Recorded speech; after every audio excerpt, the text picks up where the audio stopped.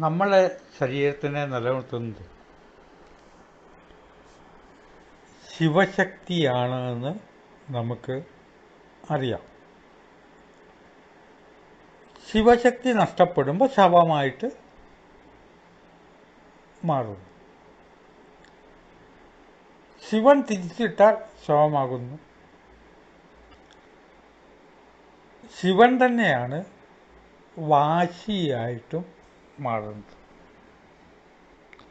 ശിവ എന്നുള്ളത് തിരിച്ചാൽ വാശിയായി. വാശി യോഗ എന്നുകൊണ്ടൊരു യോഗമുണ്ട്. വാശി എന്ന് പറഞ്ഞാൽ ഒരു മോശമായ പേര് അല്ല, ഒരു യോഗയുടെ പേരാണ്. ചിന്തിച്ചു നോക്കിയാൽ ഏതെങ്കിലും രീതിയിലുള്ള വാശി ഇല്ലാത്തവർ ആരും തന്നെ ഇല്ല. നമുക്കൊക്കെ വാശിയുണ്ട്. ഇത് റെക്കോർഡ് ചെയ്യണമെങ്കിൽ ഒരു പ്രത്യേക കസേരയിൽ ഇരിക്കണം എന്ന് എനിക്കൊരു തോന്നലുണ്ട്. എൻ്റെ മുറിയിൽ 4-5 കസേരയുണ്ട്. വിസിറ്റേഴ്സിന് ഇരിക്കാനുള്ളതാണ്. അതിനൊരു പ്രത്യേക കസേര, ഒരു പ്രത്യേക സ്ഥാനം. ചിലവരുടെ ഭാഷ കേട്ടിട്ടില്ല. I am very particular. എനിക്ക് നിർബന്ധ എന്ന കാര്യം. എത്ര വിഭവങ്ങൾ വിളമ്പിയാലും ഇലയുടെ മൂലയ്ക്ക് ഇന്നത് വേണം. ഒരു പൊരിച്ച മീൻ ഈ ഭാഗത്ത് ഇരുന്നാലേ ചോറ് തരുള്ളൂ. ആഹാരത്തിൻ്റെ കാര്യത്തിൽ, കുളിക്കുന്ന കാര്യത്തിൽ, ഈയിടെ കോളേജിൽ പഠിക്കുന്നൊരു പെൺകുട്ടി വീട്ടിലെ പ്രശ്നത്തിൽ സോപ്പില്ല, സോപ്പ് കഴിഞ്ഞിരിക്കണു, വാങ്ങാൻ മറന്നു വച്ചൻ. ഇവിടെ കുളിക്കാൻ തയ്യാറായപ്പോഴാണ് അറിയണത് സോപ്പ് തീർന്നു പോയിക്കണു. ഒരു തേയ എന്ന് പറഞ്ഞാൽ അതുപോലും അവിടെ ഇല്ല. ഒരു കുട്ടിയുടെ അച്ഛൻ എവിടെയോ പോയിട്ട്, വീടിൻ്റെ അത്ര അടുത്ത് കടയില്ല, ബൈക്ക് എടുത്തിട്ട് എവിടെയോ പോയിട്ട് ഒരു സോപ്പ് വാങ്ങിക്കൊടുത്തു. ഓ, ഇവൾക്ക് ആശ്വാസമായി. സോപ്പില്ലാതെ കുളിച്ചാൽ എന്താ കുഴപ്പം? ഒരു കുഴപ്പമില്ല. തലയിൽ തേക്കുന്ന എണ്ണ തീർന്നിരിക്കണു. എണ്ണ തേക്കാതെ എങ്ങനെ കുളിക്കുക? ഇങ്ങനെ നോക്കിയാൽ എല്ലാത്തിൻ്റെ പിറകിലൊരു വാശിയുണ്ട്. നമുക്കൊക്കെ ഞായറാഴ്ചയൊക്കെ വൈകുന്നേരങ്ങളിൽ, ഒഴിവുള്ള ഞായറാഴ്ച,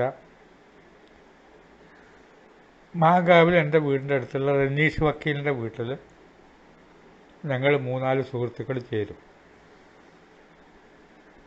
അഗ്നികുണ്ഡ സത്സംഗം എന്നാണ് പറയുക. അദ്ദേഹത്തിൻ്റെ മുറ്റത്തൊരു ഭാഗത്ത് തെങ്ങിൻ്റെ മടലും ചകിരിയൊക്കെ കത്തിച്ചിടുമ്പോൾ ചെറിയൊരു ചൂടുണ്ടാവും.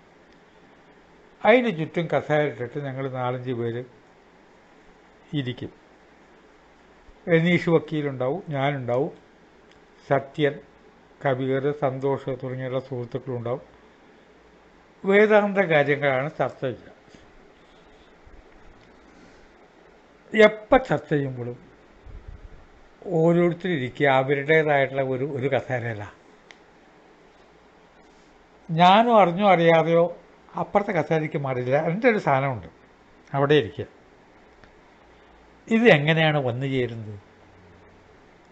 ഇന്നോടത്തിൽ എന്നെ ഇരിക്കണം എന്ന് വല്ലവരും പറഞ്ഞോ?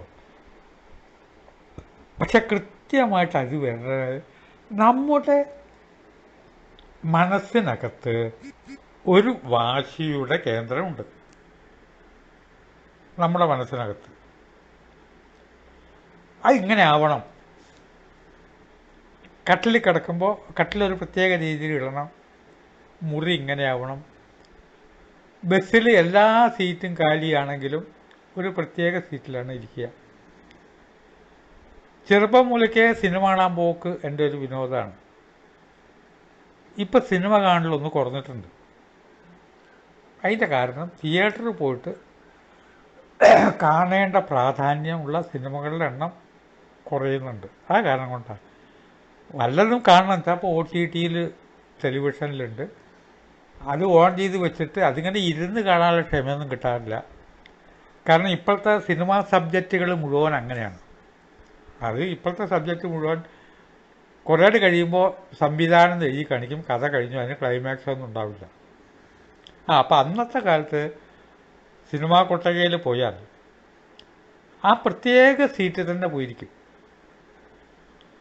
ബാക്കി സീറ്റുകൾ എന്തുകൊണ്ട് ആ സീറ്റുകളിലേക്ക് ശ്രദ്ധ വരുന്നതെന്ന് ചോദിച്ചാൽ, ലോകത്ത് പക്ഷികൾക്ക് വരെയും ഒരു പ്രത്യേക വൃക്ഷം, ഒരു പ്രത്യേക ശിഖരം എന്നൊരു സ്വഭാവം ഉണ്ട്.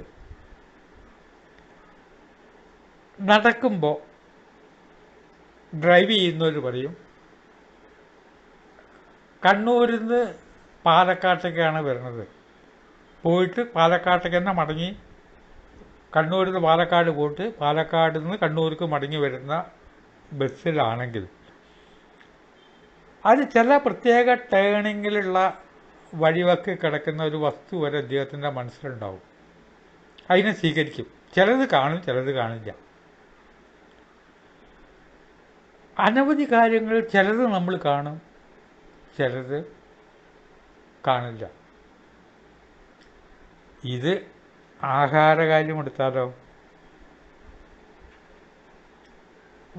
വാശി പിടിച്ച് ബഹളമുണ്ടാക്കണം എന്നല്ല, പൊതുവേ വീടുകളിൽ ആഹാരമുണ്ടാക്കുക സ്ത്രീകളാണല്ലോ. എൻ്റെ വീട്ടിൽ ഭാര്യയാണ് ആഹാരം ഉണ്ടാക്കുക.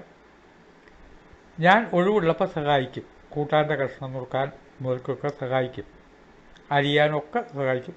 അത് ഉണ്ടാക്കുന്ന പ്രക്രിയ അറിയില്ല എന്നുള്ളൂ. അപ്പോൾ ആ വ്യക്തിയുടെ ഒരു പ്രത്യേക സ്വഭാവം വിളമ്പിത്തരുന്ന ആൾക്കറിയും ഇന്നത് ഇഷ്ടമല്ല എന്ന്.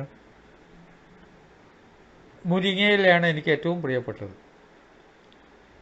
പക്ഷെ ആ മുരിങ്ങയില കൊണ്ട് ഉണ്ടാക്കിയ കൂട്ടാൻ, ഞാൻ കഴിക്കുന്ന കൂട്ടാൻ ഒരു വിരുന്നുകാരന് വിളമ്പി കൊടുത്താൽ അയാൾ ചീത്ത അറിയും. ആ ഇല വേവിച്ചിട്ട് അതിൽ ഉപ്പിടുക, വെളിച്ചെണ്ണ ഒഴിക്കുക എന്നുള്ള വെച്ചാൽ അതിൽ ഒന്നും അരച്ച് ചേർക്കരുതെന്നാണ് ഞാൻ പറയുക. എൻ്റെ ശീലം അത്. ഇലക്കറികൾ ഭക്ഷിക്കുമ്പോൾ ഇല മാത്രം എനിക്ക് സ്വാദ് തരുന്നുണ്ട്. ഈ വ്യക്തിയുടെ പ്രത്യേകത ആണ്. അതുകൊണ്ട് ജീവിതത്തിൽ നമ്മൾ വാശി എന്ന് പറയുന്നത് സഹജം ആയൊരു സ്വഭാവമാണ്. എനിക്ക് ആ പ്ലേറ്റ് വേണം അച്ഛാ. അപ്പോൾ അച്ഛന് വലിയ ബുദ്ധിമുട്ടാണ്. എനിക്ക് ആ കുട്ടി ഊണ് കഴിക്കണം, അതേ പ്ലേറ്റ് കിട്ടണം. ഈ വാശി എന്നൊരു ശീലം നമുക്കുണ്ടെങ്കിൽ, തുടക്കത്തിൽ പറയുകയാണ്, അതൊരു നിർദോഷമായ ശീലം ആണ്. വലിയ അബദ്ധം ഇല്ല, ആർക്കും ഉണ്ടാകാം. ഒരു പ്രത്യേക കസേര, ഒരു പ്രത്യേക ഉടുപ്പ്, പ്രത്യേക വസ്ത്രധാരണ രീതി ഒക്കെ ആർക്കും ഉണ്ടാകാം. ഒരു തവണ റെയിൽവേ സ്റ്റേഷനിൽ അവിടെ വന്നപ്പോൾ എൻ്റെ ഒരു സുഹൃത്ത് അടുത്തേക്ക് വന്ന് കുറേ കാലമായി കണ്ടിട്ട്. അദ്ദേഹം വടക്കേ ഇന്ത്യയിലായിരുന്നു, IAS ട്രെയിനിങ് കഴിഞ്ഞു, ഇപ്പോൾ എവിടെ പോസ്റ്റിംഗ് കിട്ടി. ആ പോസ്റ്റിംഗ് കിട്ടിയതിന് ശേഷം എവിടേക്കോ വന്നതാണ്. അപ്പോൾ വന്നിട്ട് ആദ്യം എന്നോട് കുശലം ചോദിക്കുന്നതിന് മുമ്പേ എൻ്റെ ഷർട്ടിൻ്റെ ബട്ടണുകൾ ഞാൻ ഇട്ടിട്ടുണ്ടായിരുന്നില്ല. വളരെ സ്നേഹത്തോടുകൂടി ഈ ബട്ടണുകൾ അദ്ദേഹം ഇട്ടു. എന്നിട്ട് കുശലം ചോദിച്ചു, PR ഇപ്പോൾ എവിടെയാണ്, ഞാൻ അറിയാറുണ്ട്, ഇന്ന കഥ വായിച്ചു എന്നൊക്കെ പറഞ്ഞു. അദ്ദേഹത്തോട് യാത്ര പറഞ്ഞു പോയപ്പോൾ ഞാൻ ഈ ബട്ടൺസ് ഊരിയിട്ടു. കാര്യം എൻ്റെ ഒരു ശീലം കുറച്ച് അവിടെ കാറ്റ് കിട്ടണമെന്നാണ്. എല്ലാ ബട്ടൺസും അല്ല, 2 ബട്ടൺസ് തുറന്നിട്ടില്ലെങ്കിൽ ഒരു ശ്വാസം മുട്ടലാണ്. ഇത് വാശിയുടെ നല്ല രൂപമാണെങ്കിൽ ദുർവാശി എന്ന് പറഞ്ഞിട്ടൊന്നുണ്ട്. അതിൻ്റെ ഭാഗവാക്കാവരുത്. ചെറിയ കുട്ടികൾ മുതൽക്ക് വൃദ്ധന്മാർ വരെയും ശ്രദ്ധിക്കേണ്ട ഒരു കാര്യമാണ്. ദുർവാശി കുട്ടികൾക്കും പാടില്ല, മധ്യവയസ്കർക്കും പാടില്ല, വൃദ്ധർക്കും പാടില്ല. അതങ്ങനെ തന്നെ വേണം എന്നൊരു വിചാരം, അത്തരത്തിൽ തന്നെ കിട്ടിയേ പറ്റൂ എന്നുള്ള ഒരു കാര്യത്തിൻ്റെ പേരാണ് ദുർവാശി എന്നത്. ആ ദുർവാശിയിൽ നിന്ന് നമ്മൾ മോചനം നേടണം. ആ മോചനം നേടിയിട്ടില്ലെങ്കിൽ അത് നമുക്ക് ബുദ്ധിമുട്ടാണ് ഉണ്ടാക്കുക. ഏത് സമയത്തും നമ്മൾ ശ്രദ്ധിക്കേണ്ട ഒരു കാര്യം ആണ്. ദുർവാശി നന്നല്ല. കുട്ടികൾക്ക് ആ പ്ലേറ്റ് അന്നത്തെ ദിവസം ആ പ്ലേറ്റ് കൊണ്ടുവരാൻ പറ്റില്ലെങ്കിൽ ആ പ്ലേറ്റ് കിട്ടിയിട്ടേ പറ്റുള്ളൂ. അങ്ങനെ ദുർവാശി പിടിക്കരുത്. ഇതേമാതിരി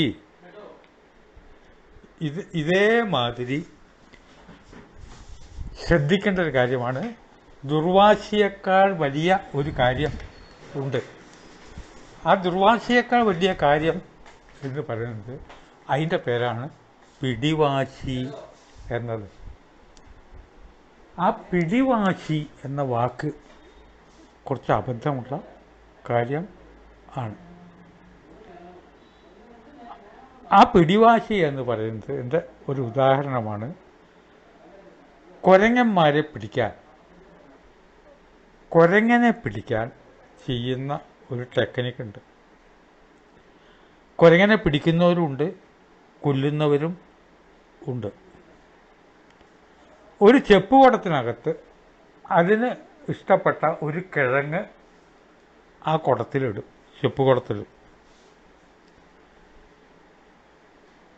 ആ കിഴങ്ങ് അത് ഇട്ട് കഴിഞ്ഞാൽ ഈ കുരങ്ങൻ വന്നിട്ട് അതിലെടുത്തിട്ട് ഒരു പിടിയിൽ പിടിക്കും. മർക്കടമുഷ്ടി എന്നാണ് അതിന് പറയുക. മർക്കടമുഷ്ടി നമ്മൾ കേട്ടിട്ടുണ്ടാവുമല്ലോ, പിടിവാശിയുടെ ഒറ്റ രൂപ. ആ മർക്കടമുഷ്ടിയിൽ പിടി പിടിച്ചിട്ട് അതിങ്ങനെ എടുക്കുമ്പോൾ ഈ കിഴങ്ങ് അതിനുണ്ട്, ഈ ചെപ്പുകുടത്തിന് കിഴങ്ങ് പോരില്ല, കൈ വിടില്ല, കൈ വിടുകയില്ല. ആ കൈ വിടാതെ ആകുമ്പോൾ ഓടും, ആളുകൾ ഓടിക്കും. ആളുകൾ ഓടിച്ചു കഴിഞ്ഞാൽ മരത്തിൻ്റെ മുകളിൽ കയറും, കൈ വിടില്ല, ചെപ്പോടം കൂടെ ഉണ്ട്. അതിനെ എറിഞ്ഞു കൊല്ലുക വരെ ചെയ്യും. ആ മർക്കടമുഷ്ടി കുരങ്ങൻ പിടിവിടില്ല. സർപ്പം കൊത്താനായിട്ട് വരുമ്പോൾ കുരങ്ങന്മാർ ആ സർപ്പത്തിനെ പിടിക്കുക അത്ര. ഇത് കേട്ട പേരാണ്. പിടിവിടുകയില്ല. സർപ്പം ചിലപ്പോൾ കയ്യിലും മേലൊക്കെ കൊത്തും. ആ പിടി വിടാത്തത് കൊണ്ട് സർപ്പം ചത്തുപോകും, കുരങ്ങും ചത്തുപോകുമെന്ന് കഥ പറയുന്നു. നമ്മുടെ ജീവിതത്തിലും ഇതുപോലെ ചില പിടിവാശി ഉണ്ടാകാറുണ്ട്, ഉണ്ടായിട്ടുണ്ട്. രാവണന് ഒരു പിടിവാശി ഉണ്ടായി. അത് രാവണൻ്റെ അന്ത്യം ആയിരുന്നു. ആ ഒറ്റ അബദ്ധമാണ് സംഭവിച്ചത്. സംശയരോഗിയായിരുന്നു കംസൻ. കംസൻ്റെ ജീവിതത്തിലും ഇത് സംഭവിച്ചു. അനവധി കാര്യങ്ങൾ ജീവിതത്തിലെടുത്താൽ അതിലൊക്കെ നമുക്കുണ്ടാകുന്ന അറ്റാച്ച്മെൻ്റായിട്ട് ബന്ധപ്പെടുത്തി സ്വയം ചിന്തിക്കുന്നത് നല്ലതാണ്. വാശി നമ്മുടെ സ്വഭാവത്തിൻ്റെ ഒരു ഭാഗമാണ്. ദുർവാശി വേണോ? അത് വേണ്ട. ദുർവാശിയുടെയും അപ്പുറത്തെ കാര്യമാണ് പിടിവാശി എന്നത്. ഈ പിടിവാശി എന്നുള്ള പദപ്രയോഗം വന്നത് തന്നെ മർക്കടമുഷ്ടി എന്ന അർത്ഥത്തിൽ നിന്നാണ്. കുരങ്ങൻ്റെ ഈ പിടുത്തം ആണ്. അത് കുരങ്ങനെ തന്നെ നാശമായിത്തീരുന്നു. ആ ഏത് വസ്തുവിനെ പിടിച്ചുവോ ആ വസ്തുവിൻ്റെ ആ വിരലുകളായിട്ട് വിട്ടിരുന്നുവെങ്കിൽ കയ്യും കൊണ്ട് എടുക്കാം, കുരങ്ങനെ രക്ഷപ്പെടാം. ഇപ്പം കുരങ്ങന് കൈ വിടാൻ അറിയില്ല, ആ ചെപ്പുകുടത്തോടു കൂടി മരത്തിൻ്റെ മുകളിൽ കയറാനും നിവൃത്തിയില്ല. അതിൻ്റെ അന്ത്യം അതുകൊണ്ട് ഉണ്ടാകുന്നു. എല്ലാ